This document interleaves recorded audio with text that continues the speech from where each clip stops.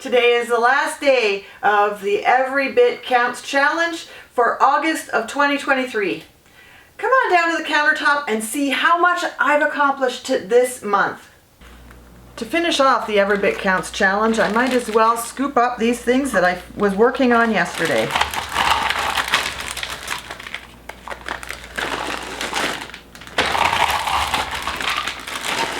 These are thimbleberries that I was able to harvest wild from a neighbor's property. He was so kind to let us get apples and berries from him. And he might actually be doing a contract job for us. Of course, we'll pay him for that.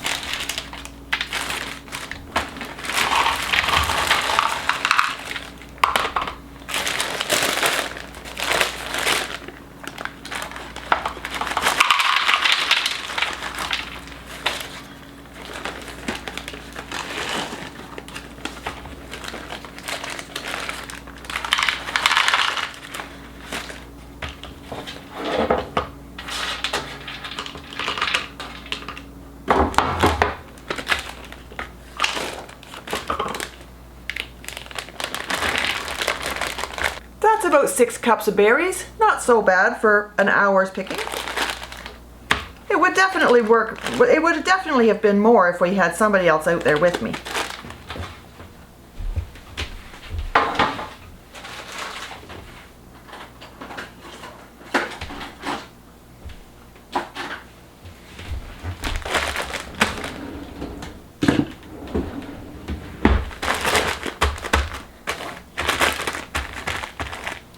I'm just going to label those and then we'll get on to the next part of the video.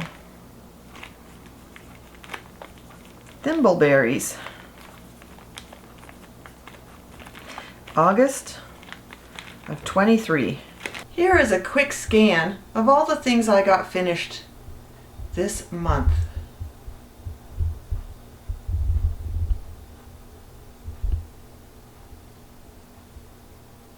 Here is a quick scan of some of the things I got done this month.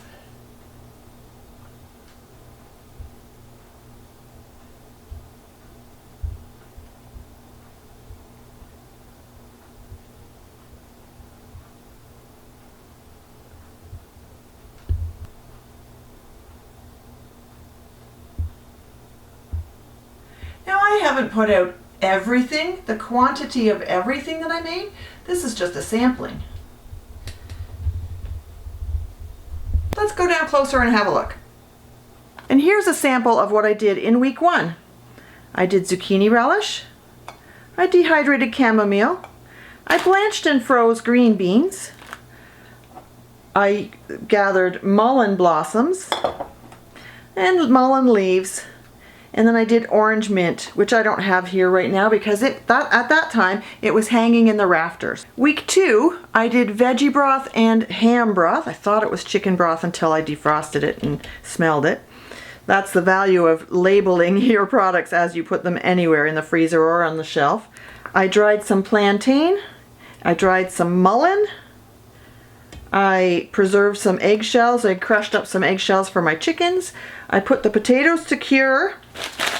I dried some goldenrod leaf and I froze up some grocery store meats. For week 3, I infused my herbs in oil. I did apple butter here. And Dan did sauerkraut. I froze oregano that I was given to by my friend Dorothy. I made the potato O'Brien and I got that recipe from Lynn over at Bucket List Homestead. This is a hit. We've been enjoying these a lot. I did meatballs and I also did canned potatoes. Over the course of week 4, I dehydrated chives. I cured my squash. I canned some corn. I pickled some eggs and some pickled beets. I dehydrated tomatoes and put them in oil, and I froze some jalapenos. Later on in part 2 of the 4th week, I canned some salsa and dehydrated a bunch of herbs and I made a specialty tea blend. And then for week 5, one day at a time, I did zucchini and I froze that. I did dehydrated apples that we got from our neighbor. I did beet greens, froze those, and I froze the thimbleberries yesterday. I just processed that today. But what did I learn? I learned that it's a lot of work. Processing and preparing food for your family is a lot of work. We did all that work to grow it. Most years we would do all that work to grow it or to buy it or, earn the money to buy it. And it does turn out to be a lot. It has cut down on the groceries we're going to have to buy for the coming months though. I'm not going to have to buy potatoes, for example. I'm not going to have to buy a $10 bag of potatoes O'Brien because I have my own. And I've got 3 of them there. I have more potatoes and peppers yet to process. That's going to save us a lot of money. So 1, it's a lot of work. 2, it can save you money if you do it right. 3, it's easier to work from a list. 4, my personal experience, writing that list the night before means I can get up in the morning and hit the ground running. I have a list. I know what I have to do. I can sort my priorities from that. I can look in the fridge and go, this needs to be done, this needs to be done, or on the countertop. Processing your food, some of it's got a shorter shelf life and you have to move it along faster. I know right now I have a bushel of apples that needs to be worked because there are a lot of bruises on them. I don't mind the bruises, but they will spoil fast. I need to do that. And I have tomatoes on the counter that need to be processed. And I have peppers in the fridge that are starting to go. I need to process that. So quickly I'm going to put on some apples and I'm going to make some fire roasted salsa. There might be a video or 2 to follow. And I'm getting ready for the September collaboration from Bucket List Homestead, which is Stock It September. You take $10 extra on your grocery bill each week or each shopping cycle. If that's 2 weeks, then maybe $20. But allow $10 per week, and there are 5 Fridays in September. And spread that out. Stock your pantry with what you can for that $10. It might be 4 cans of tuna.